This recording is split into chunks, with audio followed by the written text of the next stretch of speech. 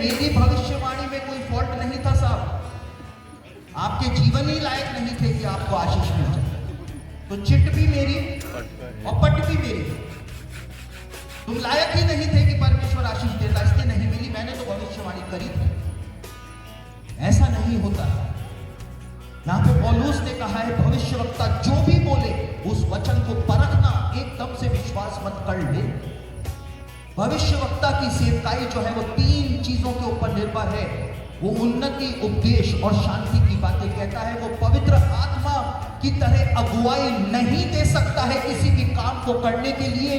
वो सिर्फ पवित्र आत्मा का काम है कि पवित्र आत्मा आपको अगुवाई देगा, गाइडेंस देगा कि आपको क्या काम करना चाहिए।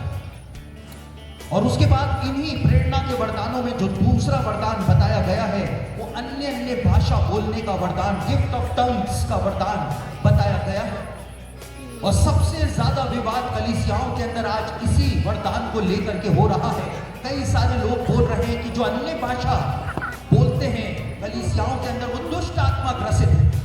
और मैंने इस बात को आपको पहले ही कहा कि जिसने पवित्र आत्मा को कभी चखा ही नहीं, जिसने पवित्र आत्मा के वरदानों को पाया ही नहीं, वो इन सब बातों को कभी समझ भी नहीं सकता।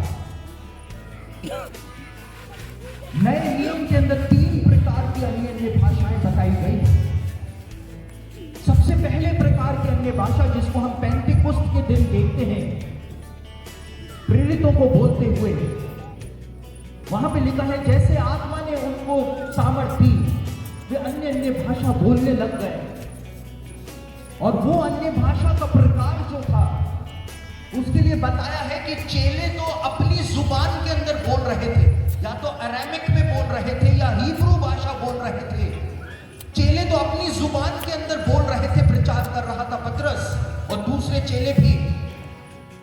लेकिन जितने भी लोग वहां पर थे यरूशलेम में, अलग अलग देशों से आए हुए, उन सबको अपनी अपनी जुबानों में, अपनी अपनी भाषाओं में उनकी बात सुनाई दे रही थी। वहां पे लिखा है ये तो अपनी ही भाषा बोल रहे हैं, लेकिन मुझको मेरी भाषा क्यों सुनाई दे रही है, लिखा हुआ है वहां पर।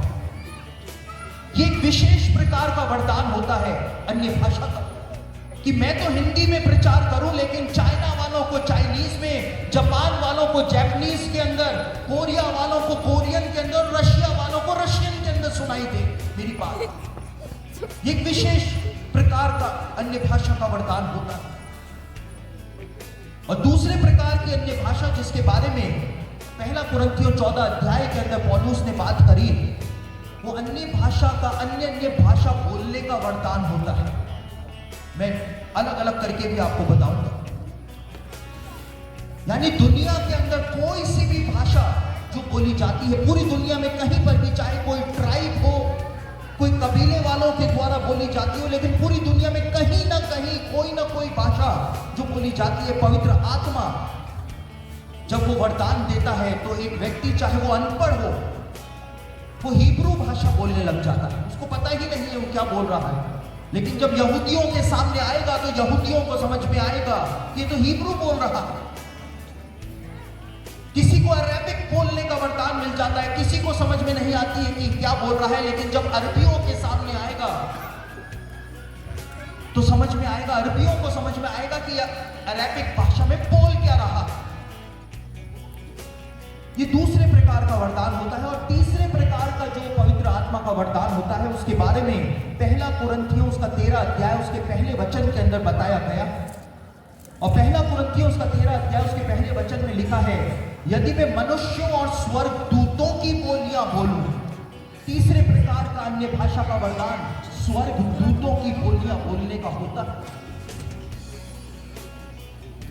और पवित्र आत्मा का ये वरदान जो है अन्य भाषा बोलने का वरदान जो है वो इसीलिए 3 भागों के अंदर बांटा जाता है। और यहां पर प्रेरितों के काम उसका दूसरा अध्याय जब हम पढ़ते हैं तो दूसरे अध्याय के अंदर, दूसरे प्रेरितों के काम दूसरा अध्याय उसके 4थे वचन को जब पढ़ें तो वहां पर लिखा हुआ है, लूका ने इस बात को लिखा है, और वे सब पवित्र आत्मा से भर गए और जिस प्रकार आत्मा ने उन्हें बोलने की सामर्थ दी, पवित्र आत्मा ने पेंटिकुस्त के दिन उन लोगों को अन्य भाषा बोलने का सामर्थ्य प्रदान किया था, वरदान प्रदान नहीं किया था। पहला कुरिन्थियों के 14 अध्याय के अंदर पौलुस जो है अन्य भाषा के वरदान की बात करता है।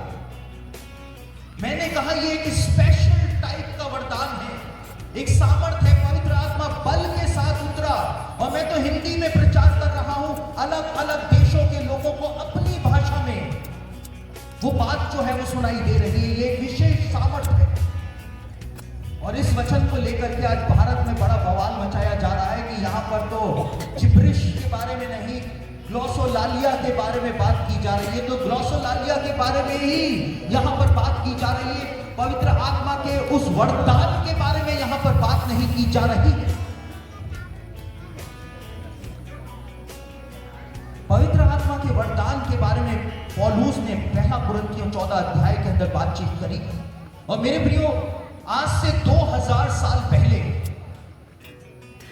जब पहली बार अन्य भाषा को पृथ्वी के ऊपर बोला गया था, जब पहली बार लोगों ने अपने कानों से अन्य भाषाओं को सुना था, तो लोगों का पहला रिस्पॉन्स क्या था? लोगों का पहला रिस्पॉन्स क्या था? यहां पर बताया हुआ है और यहां पर लिखा हुआ है कि जब लोगों ने उनको अन्य भाषाओं में बातें करते हुए सुना, तो उन्होंने ठट्ठा करके कहा कि ये तो नई मदिरा के नशे में है। पहली बार जब अन्य भाषा बोली गई तो लोगों का रिस्पॉन्स था, वो लोगों ने अन्य भाषा का मजाक उड़ाया। और 2000 सालों से हमेशा हर पीढ़ी के मसीही लोग जिनको ये वरदान नहीं मिलता है, वो अन्य भाषा का मजाक बनाते हैं, क्योंकि जब तक चखा नहीं तो स्वाद क्या बता पाएंगे। और आज भी अन्य भाषा के वरदान का मजाक जो है वो बनाया जा रहा है, और मसीहों के द्वारा ही बनाया जा रहा है। इससे बड़ी विडंबना क्या हो सकती है? और इसके ऊपर कल सुबह में विस्तार से आपको बताऊंगा कि ये जिब्रिश क्या है। जिब्रिश शब्द बाइबल में नहीं पाया जाता है, ये मनगढ़ंत शब्द है, इसके द्वारा लोगों को भरमाया जा रहा है। और ग्लोसोलालिया के बारे में भी मैं आपको बताऊंगा कि क्या बात बोली गई है। और जो कलीसियाओं के अंदर कहते हैं कि ये सिर्फ एक वाक्य को बार बार दोहराते हैं, ये अन्य भाषा नहीं है, वो अन्य भाषा ही है जो कलीसियाओं में आज बोली जाती है। और उसका प्रमाण कल सुबह मैं आपके सामने रख दूंगा, बाइबल से आपके सामने रख दूंगा कि वो अन्य भाषा ही है। जब विश्वासी कहते हैं रीबा शिपा रा रीबा राबा रीशु बारा, जब इस बात को विश्वासी कहते हैं तो वो अन्य भाषा ही है।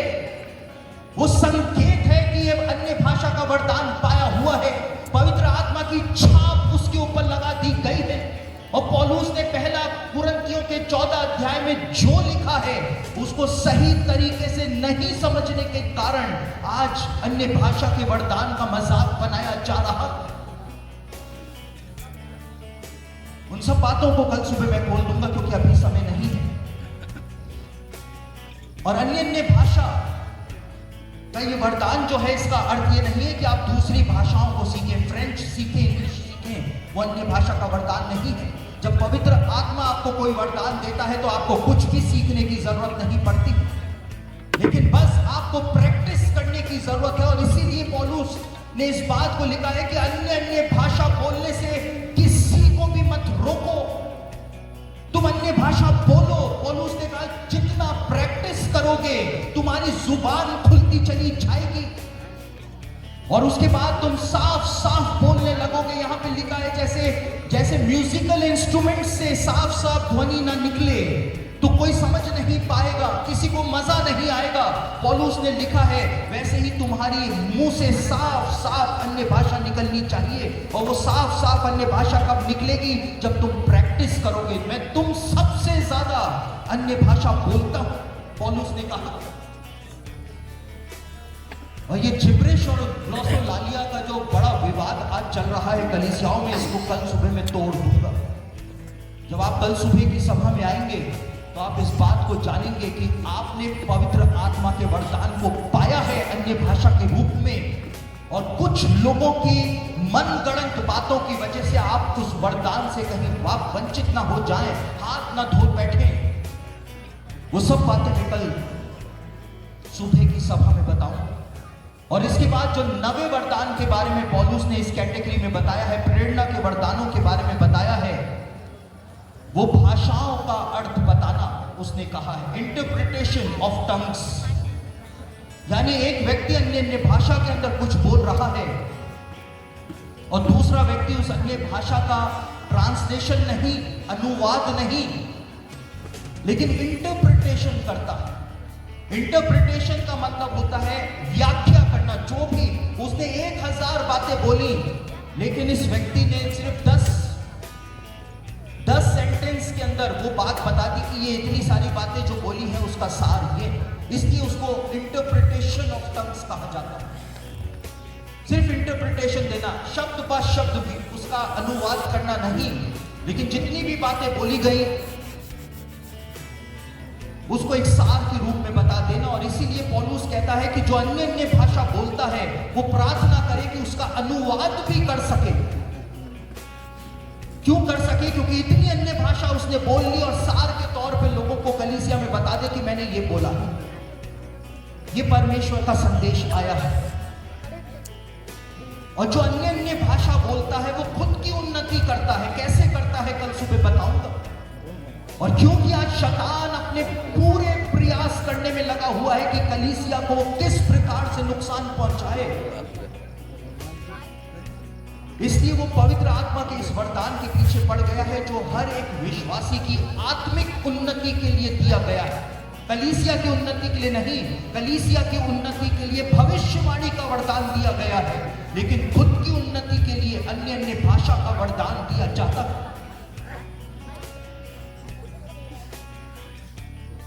और अंतिम वरदान यही है, इंटरप्रिटेशन ऑफ टंग्स। और पहला कुरिन्थियों 14 अध्याय 5 और 13 वचन के अंदर भी इसी बात को, भाषाओं के अनुवाद के बारे में पौलुस के द्वारा बताया गया है।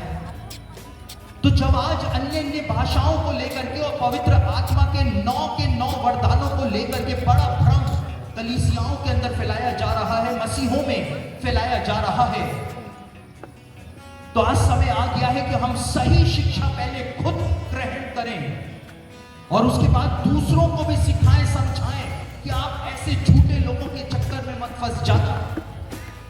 और आपको हैरानी होगी ये बात देख करके कि मैं यहां पर खड़े होकर के पवित्र आत्मा पे प्रचार कर रहा हूं, जबकि ये मेरा विषय है ही नहीं।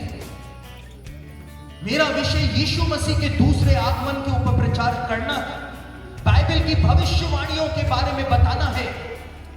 लेकिन उसके बावजूद पवित्र आत्मा ने इतना दबाव मेरे ऊपर बीते समय से बनाया कि मैं पवित्र आत्मा के बारे में लोगों को बताऊं, समझाऊं, क्योंकि इतना बिगाड़ कलीसियाओं का आज किया जा चुका है कि उसकी भरपाई भी नहीं की जा सकती। समय आ गया है कि हम सच को देखें, उसको तोलें और झूठ को भी हम परखें। कई सारे लोग आज आपको ये बोलते हुए मिल जाएंगे कि पवित्र आत्मा के 9 वरदान अब विश्वासियों को नहीं दिए जाते। मैंने उदाहरण दे करके एक वरदान आपको समझाया है, आपको बताया है कि आज भी ये वरदान काम करते हैं और आप समझ नहीं पाते हैं कि ये वरदान कैसे ऑपरेट होते। तो आप प्रार्थना करें, और यदि इनमें से कोई भी एक वरदान आपको मिला है तो उसके साथ साथ उसी कैटेगरी के 2 वरदान और आपको मिले हैं। उन वरदानों को इन अंत के दिनों में चमका दें। जिस उद्देश्य के साथ पवित्र आत्मा ने वो प्रकाश आपको दिया है, वो प्रकाश दूसरों के ऊपर भी चमका दें। हर एक को सबके लाभ पहुंचाने के लिए पवित्र आत्मा का प्रकाश दिया जाता है, वरदान दिया जाता है। यदि आपका वो वरदान दूसरों के काम नहीं आ रहा है तो आप परमेश्वर के वचन को पूरा नहीं कर रहे। आप सेल्फ सेटिस्फैक्शन के अंदर है, खुद को खुश कर रहे हैं और कुछ भी नहीं।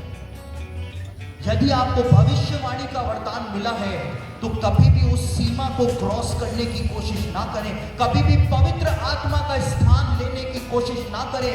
जो वचन आपको दिया जाए वो प्रचार करें, वो बोलें और उसके बाद पीछे हट जाए, बाकी काम पवित्र आत्मा कर लेगा।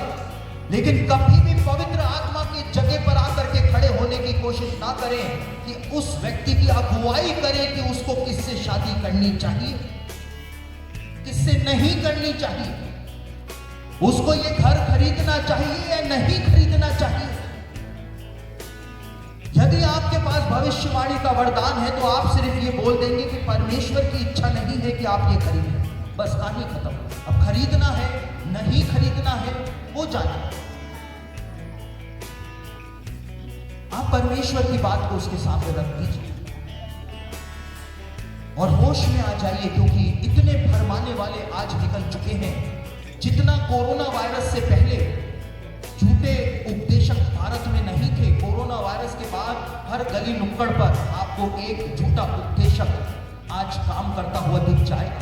और हर एक को प्रचारक जो यीशु मसीह के नाम से प्रचार करता है, जरूरी नहीं है कि वो यीशु मसीह के द्वारा भेजा गया ही प्रचारक हो। इस बात का भी ध्यान रखें। हम अपनी आंखें बंद करेंगे, हम प्रार्थना करेंगे। सर्वशक्तिमान पिता परमेश्वर प्रभु, आपके लोग जो आपके नाम के कहलाते हैं, इनके जीवनों के अंदर आपके वचन का बीज बोया जा चुका। आप इस बीज को फलवंत करें प्रभु, और अपने लोगों की आत्मिक आंखों को खोलें, ताकि पवित्र आत्मा के बारे में ये उन सब बातों को जान, इनको बताना और समझाना चाहते हैं, ये भ्रमित ना होने पाए प्रभु। प्रभु जी, आप अपने सामर्थ्य को उंडेलें, आप इनके ऊपर अनुग्रह करें और वो वरदान जो इनके जीवनों के अंदर काम कर रहे हैं वो और भी ज्यादा सामर्थ्य के साथ ऑपरेट होने पाए। इनमें से जिस को अभी तक पवित्र आत्मा का वो प्रकाश नहीं मिला है, अनुग्रह करें पवित्र आत्मा प्रभु की इनके जीवनों के ऊपर पवित्र आत्मा का वो प्रकाश आ जाने पाए। प्रभु जी, मैं आपसे प्रार्थना करता हूं, यहां पर बैठा हुआ कोई भी जन पवित्र आत्मा के वरदानों से वंचित ना होने पाए। यदि किसी ने भी इनको भरमाया है तो प्रभु जी वो सारी झूठी शिक्षा इनके मनों से यीशु के नाम से जल जाने पाए। प्रभु आपके सामर्थ को उंडेल दें, पवित्र आत्मा के वो आग इनके जीवनों में आ जाए, ताकि सारा भ्रम, सारी झूठी शिक्षा जल करके खाक हो जाने पाए। प्रभु अनुग्रह कर दें, दया कर दें। यहां पर जितने भी लोग हैं, बीमार हैं, परेशान हैं, प्रभु आप उनके ऊपर अनुग्रह करें, इनकी बीमारियां दूर हो जाने पाए यीशु मसीह के सामर्थ्य नाम से। एक भाई है हमारे बीच में, उसका नाम दिनेश है और वो कर्जे के अंदर फंसा हुआ है, बहुत परेशान। यीशु मसीह ने उसकी परेशानी को देखा और दिनेश से यीशु मसीह कहता है कि उसके लिए स्वर्ग से वो प्रबंध किया जा चुका है कि वो इस कर्जे से जल्द बाहर आ सके। प्रभु जी, आप अपने लोगों के ऊपर अनुग्रह करें। एक भाई है जिसके उल्टे पैर के अंगूठे के अंदर कुछ प्रॉब्लम है, यीशु मसीह ने उसको छू लिया। प्रभु जी, आप यहां से किसी को भी निराश और हताश होकर के ना जाने दें। प्रभु, एक बहन है हमारे बीच में, उसका पति उसको बहुत मारता है और आज शाम को भी सभा में आने से पहले उन दोनों के बीच में भयानक लड़ाई हुई। और इस समय जब वो वचन सुन रही थी तो वो इस बात को अपने मन में बोल रही थी कि घर पर जाकर के तो ये वापस से वो सारा कलेश हो जाएगा। लेकिन मेरी बहन, यीशु मसीह इस बात को कहता है कि इससे पहले कि तू घर पहुंचेगी, उद्धार का सामर्थ्य तेरे घर पर उतर चुका है। प्रभु जी, आप इन दोनों पति पत्नी को ब्लेस करते हैं प्रभु। इनके ये लड़ाई झगड़े और घर की कलह समाप्त हो जाने पाए यीशु के नाम से। आपका अनुग्रह प्रकट हो जाने पाए। प्रभु जी अपने सामर्थ्य को आप उंडेल दे प्रभु। रूपा नाम की एक बहन को यीशु मसीह ने इसी समय छू लिया। प्रभु जी अपने लोगों के ऊपर पवित्र आत्मा के सामर्थ्य को उंडेल दे प्रभु। प्रभु जी ये लोग भूखे हैं, प्यासे हैं, यहां पर इतनी देर से बैठे हुए हैं प्रभु। आपने प्रॉमिस दिया है कि जहां जहां मैं अपने नाम का स्मरण कराऊं वहां पर मैं आकर के तुझे आशीष दूंगा। वो वचन इसी समय हाँ और आमीन के साथ इनके जीवनों में पूरा हो जाने पाए।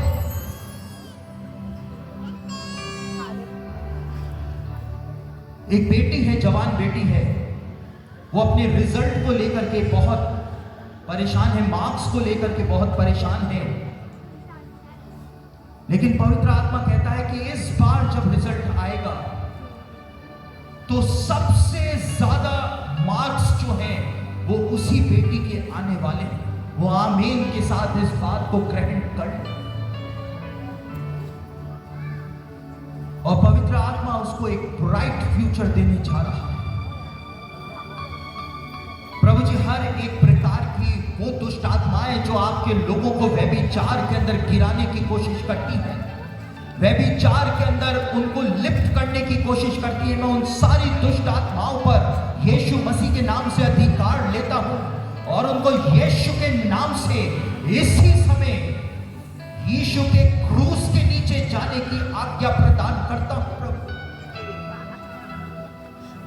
प्रभु जी आपके लोग स्वतंत्र होने पाए, आपके लोग सच्चाई को जानने पाए, इनकी सारी बीमारियां दूर हो जाने पाए यीशु के नाम से। इनके घरों के ऊपर आपकी आशीष उतर जाने पाए, इनके बच्चों पर आपकी आशीष उतर जाने पाए, इनके फाइनेंस पर आपकी आशीष उतर जाने पाए। प्रभु जी अनुग्रह कर और दया कर, आपके लोगों को आपके हाथों में सौंप रहा, यीशु मसीह के सामर्थ्य नाम से आमीन।